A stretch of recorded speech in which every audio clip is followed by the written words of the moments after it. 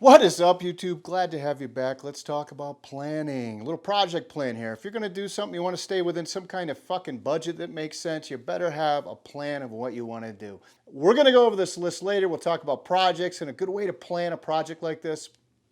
But for the sake of getting some parts out the door that I need somebody else to work on, I want to get the suspension out the door. It's going to go out for revalve, and I need to get it cleaned up and prepped for the guy that's going to do the revalve.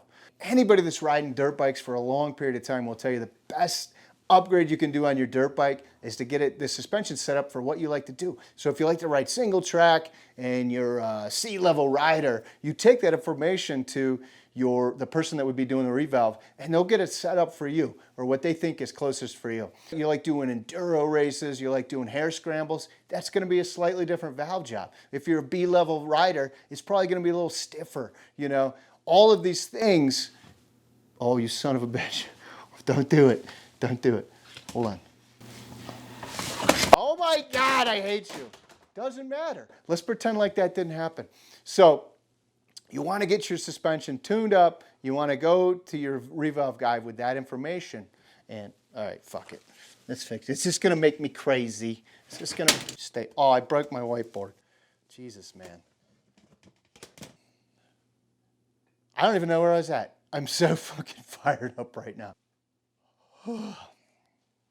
We got two things we need to do before we send the forks and shock out. We need to, one, order springs that are, well, for our weight and activity. Remember, we're changing this bike from a motocross bike to more of a trail single track bike. Now you can go with what Yamaha suggests for your weight, but you gotta remember that those suggestions are made for racing motocross. What I do is I go to RaceTech and say, okay, this is the bike, a YZ250, and this is what I wanna do with it. And you're gonna find that they suggest spring rates that are actually less than what Yamaha suggests.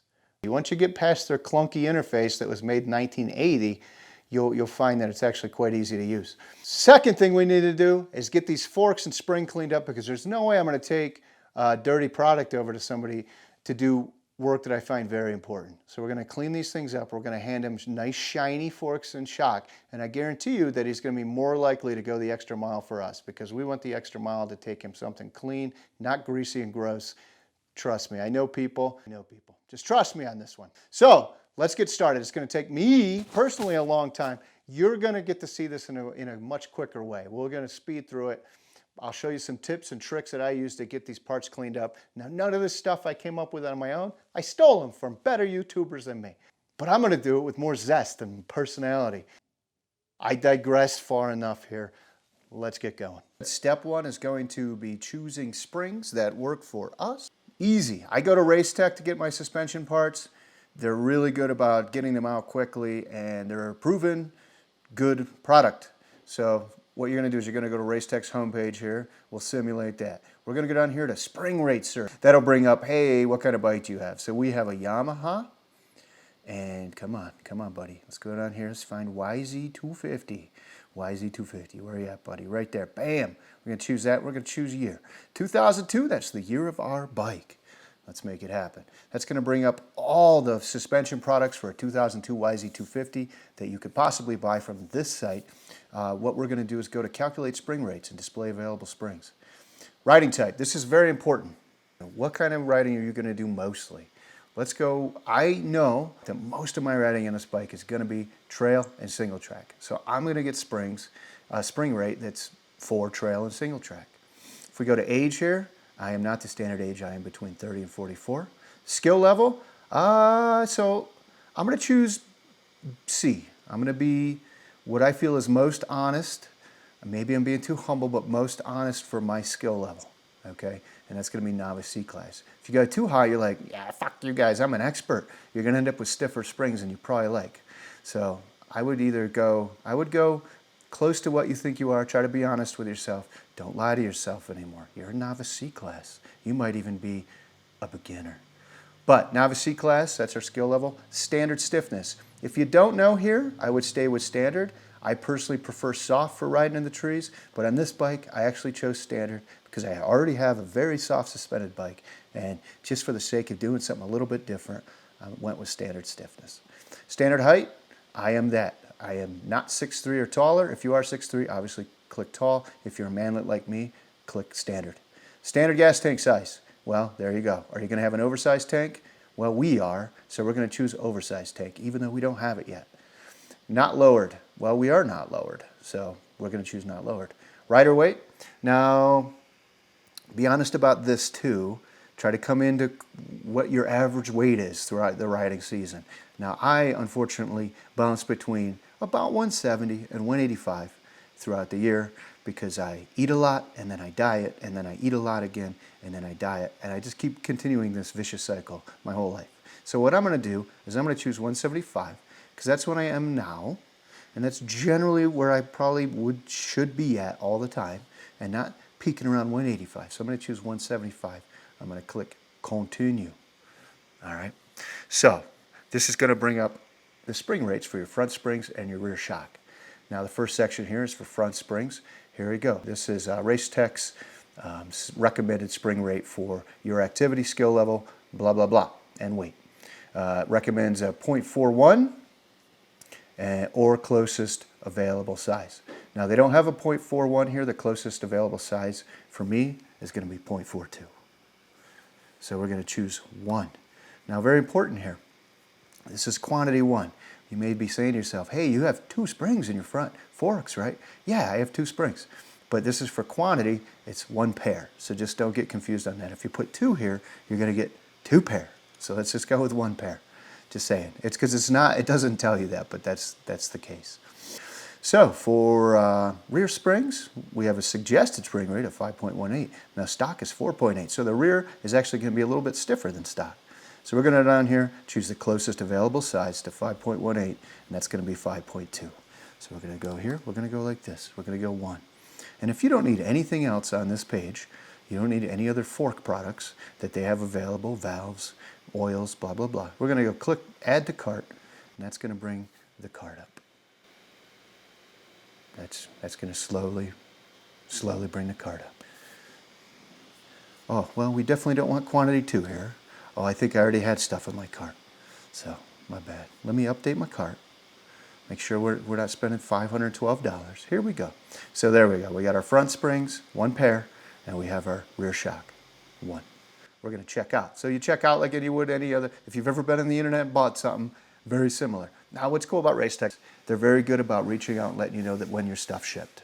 Mine shipped UPS. I got a notification the next day. It'll be here in a couple days. It'll be here on Tuesday. Today is Friday.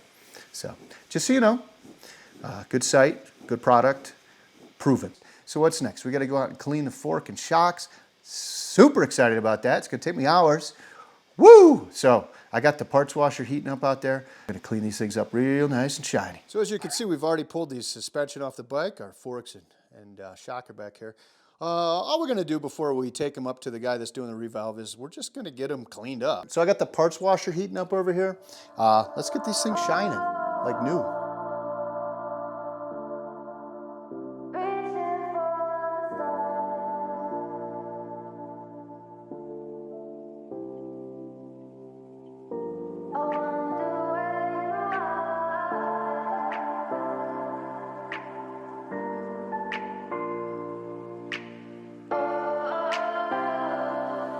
We are dreaming in the dark. We are nothing more than dust. Search but you stay lost. So let's say that you have some stuff like this that you want to get cleaned off. If you can kind of get some kind of degreaser, soapy water, or whatever, and just hit it up with a Scotch-Brite pad, and you could eventually take that off with enough elbow grease and sheer willpower. Another option you could do to get rid of that and marks like this, potentially watermarks that are not necessarily going to want to come off of there, is to hit it up with a Scotch-Brite pad on a buffer. Got to be real careful about not being too aggressive and wearing through coatings or anything that might be on here, which I'm sure there is. You could even hit this up, get rid of all these marks, and really shine these up. So, just for fun, because I got really nothing to lose here, let's see if we can't make this fork look 17 years younger.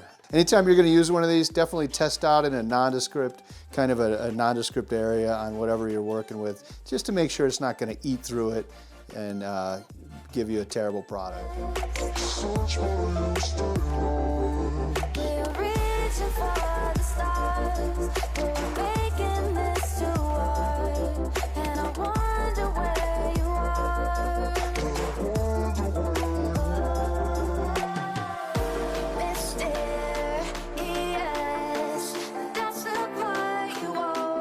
So if you're lucky enough to own a Dremel tool, that's another way to get into some of these nooks and crannies like that you can't get into with the buffing wheel.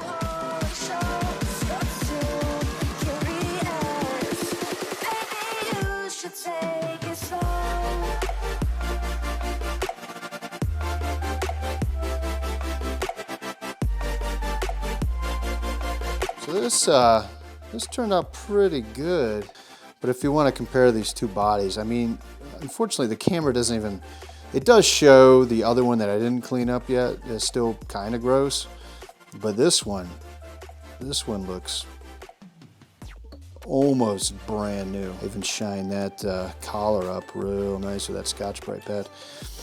This one is still oxidized. That's the other one. I haven't touched this one yet. If we want to look at, even hit these end caps up really good, like that's the old one. That's the old one, and that's the shiny new one. Yeah, this thing looks baller. So I'll show you a finished product after I'm done with these. It's gonna take me like hours, but it's worth it. Cleanliness is next to godliness, they say. All right, see you in a bit.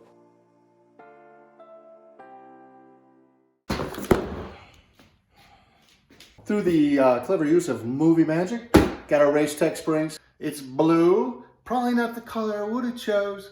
You don't really get a choice. I think if you just get RaceTech springs for a Yamaha, they're blue. You get them for a Honda, they're yellow or red. You get them for Kawasaki, what color?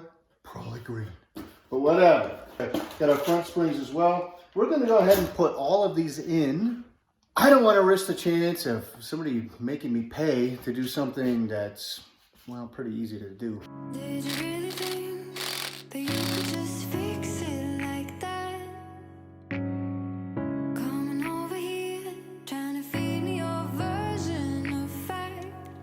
Just how long did you think that you could fake it? Can't hold on, we already started breaking. I'm not yours, so stop acting like you own me. I know me, no, you're never gonna show me. I'm so beyond being hurt and heartbroken.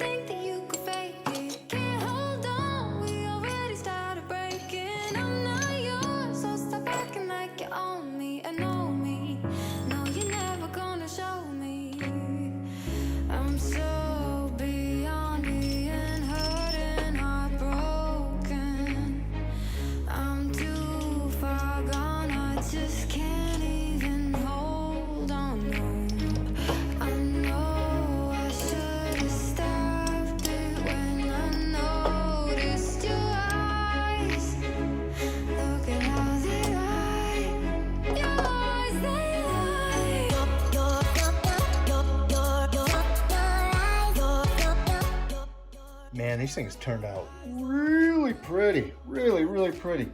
So if you get a finish that's maybe too shiny for you, what you could do is just go back over it with a Scotch-Brite pad by hand, go in one direction, and just kind of put some light scuffing in it, and it'll give you more of a brush look. I'd say these look kind of in between shiny and brushed. They're definitely not polished by any stretch of the imagination, but they turned out really good. I kind of like them like this right now. Before I put them on a bike, I might go back over them with a Scotch-Brite and just put some nice brush lines in there. Put a link to where you can get those things in the description of this video. You can get them from PrymeMX. That's Cameron Neovaii site. He's amazing. If you haven't seen his channel, which I'm sure you have, check him out. The guy's a saint. That's it, guys. So simple, a caveman could do it. If you like this video, please give it a thumbs up and consider subscribing. Ring the bell so you can follow this YZ250 build. I really enjoy putting these things out. So thanks for watching. We'll see you guys later.